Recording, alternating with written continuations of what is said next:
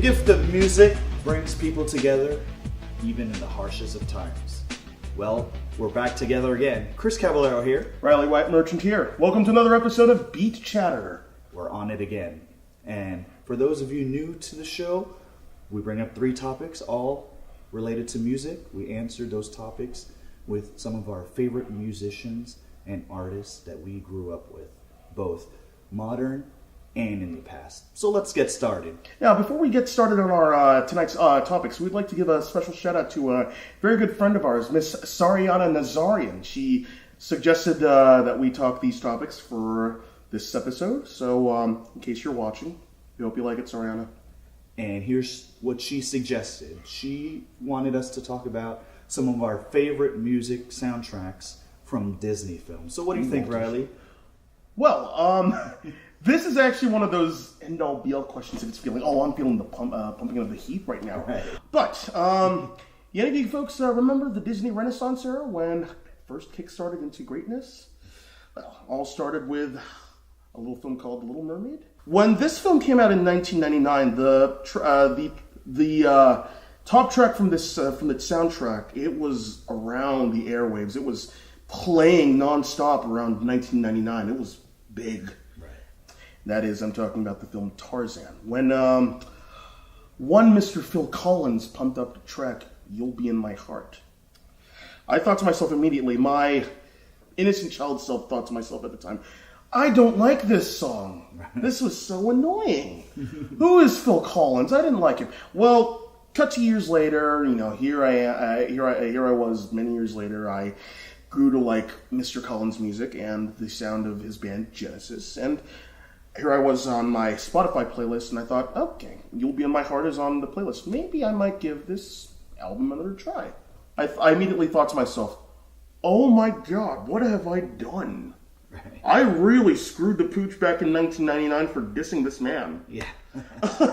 And, I still stand by the fact, Tarzan is still one of my favorite Disney films. It has grown to become one of my favorite Disney films of all time. But "You'll Be in My Heart" still stands not only as one of my favorite Disney songs ever made, but an example of a very underrated classic.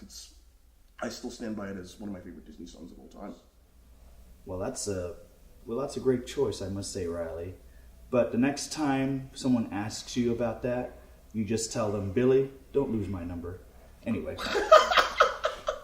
Speaking of "You'll Be in My Heart," when I was younger, I really was a huge fan of the Aladdin series. Love Aladdin. Okay. Love the storyline. Right.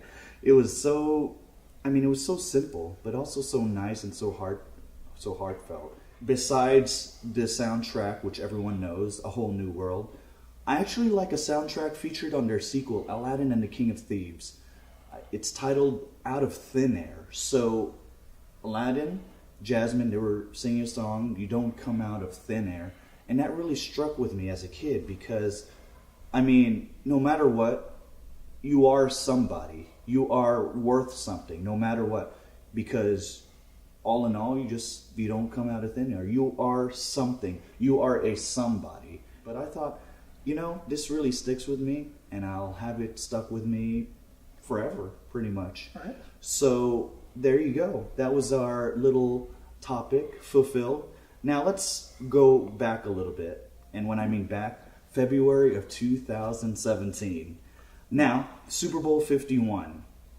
I have sports in my mind. So Super Bowl 51 featured Lady Gaga at the halftime show, which garnered, this is true, over 117 million viewers. All of those folks watched her halftime performance. What happened? Exactly. And not to interrupt you. Mm-hmm. I guess that I kind of noticed this because I guess the last rock band that I saw perform during the Super Bowl halftime was a band called The Who. Yeah. And then the year after after the Super Bowl coverage transferred to the Fox networks, darn Danny Rupert Murdoch, just something happened. The rock band just kind of just disappeared, and now lately we've been getting these pop music performances, and with respect to them, This is not what I want to watch the Super Bowl for. I want to get pumped up. I want to kickstart my heart, man. So that's our next topic. If you were Roger Goodell, Commissioner Roger Goodell, and some of their upper management who formally says, sure, come on in, perform at the Super Bowl, who would you invite? Which artist or band would you like to invite to perform in the Super Bowl for the whole country or possibly even the whole world to see? Well, first off, I'd buy it off the grubby hands of Rupert Murdoch and put it back to a proper network where, you know, the demographics won't be so skewed up. Hi, NBC. But this particular band, I feel that they have the right amount of energy. They represented an era of arena rock music that I feel that it would be the right amount of energy to be displayed at the Super Bowl stage. And I'm talking about a band called Journey. That Journey, you know, we get it. You know, Steve Perry's no longer part of the band. He's retired. He was retired from music. But I truly do feel that if we could hear him belt out "Don't Stop Believin'" one more time, just for the NFL stage, the big NFL granddaddy stage of them all. Mm-hmm.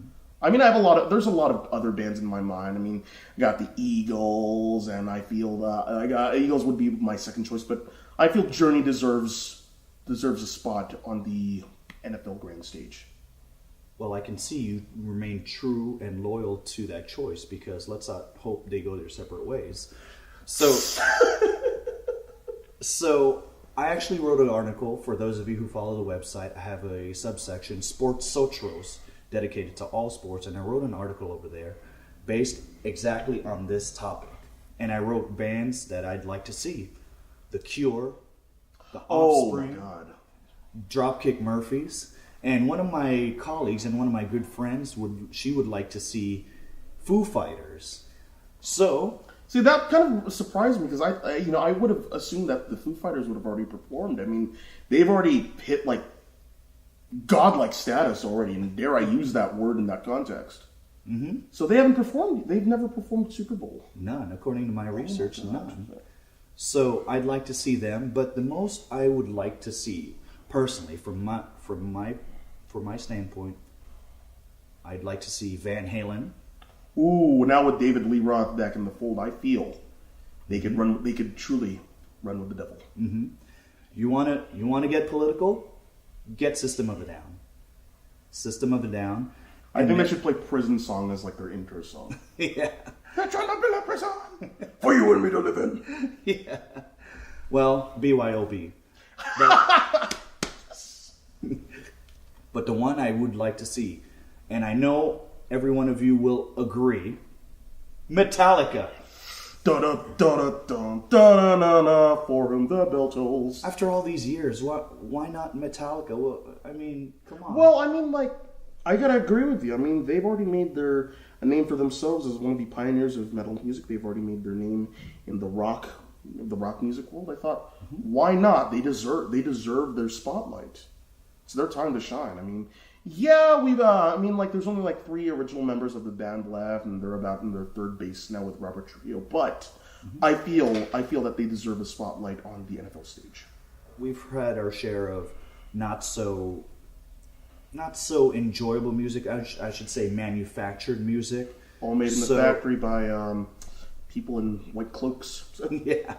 So with that said, and having to mention the NFL, I'm sure that someone, even just one person in their social media department, is watching this video and listening to our suggestions. So if you think our suggestions are that bad, get this. There's a city in Canada which not only punishes their criminals for any wrongdoings, they not only arrest their criminals, they add insult to injury to their criminals by forcing them to listen to Nickelback. Look it up. It's a true story. If you break the law, not only will you get arrested, not only will you be on probation, get your license revoked, or possibly even jail time, you are going to be forced to listen to Nickelback. And everyone cares.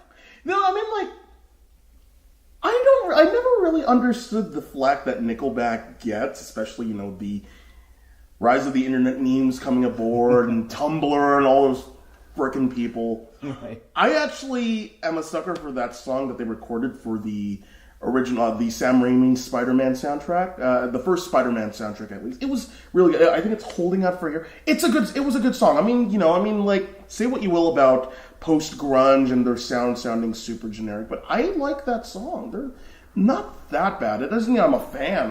I'm a sucker for that song. So it's a good song. Well, I mean, if they're playing it for the criminals and forcing them to listen, I'm sure they would feel the same way as the song. Never gonna be alone. But, so that's gonna be the third topic. So if you were one of the authorities, if you were the sergeant, let's say, and you wanted to use music as a form of torture to your criminals, which is actually kind of amusing, but they did it up in Canada. So how about here in America? You know how crazy we are here in America. So what do you think, Riley? Tell me about it. A song or a song from whichever artist you would play to any wrongdoing, any lawbreakers. What do you think?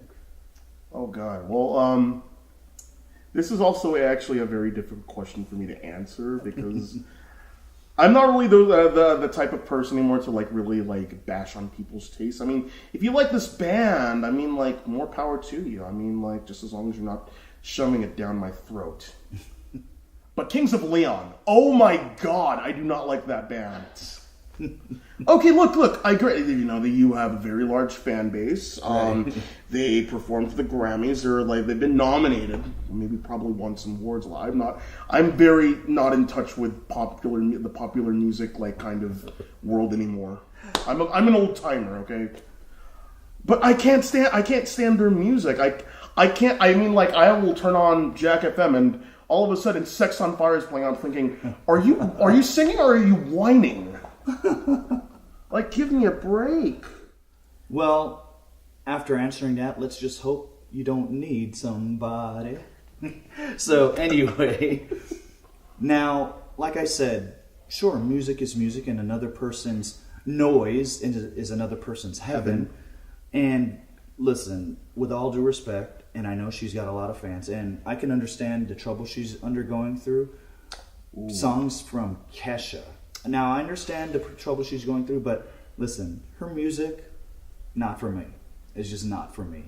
And with all due respect to her as well, it's just that one song, Wrecking Ball by Miley Cyrus. Oof, that just... But the one that I would really like to play and put on full blast until the criminals go crazy, any song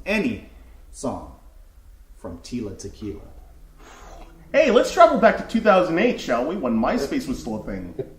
So those are our answers for this week's topic. If you have any questions or suggestions or any answers to any of these topics, leave a comment and we'll get to them on a future episode. Until then, keep watching. We thank you for your support and can't wait to see you for our next episode. Until then, my name is Riley Wyatt Merchant. And I'm Kris Caballero. And remember, if you're going to love someone, don't love them like a wrecking ball. Give me like a wrecking ball.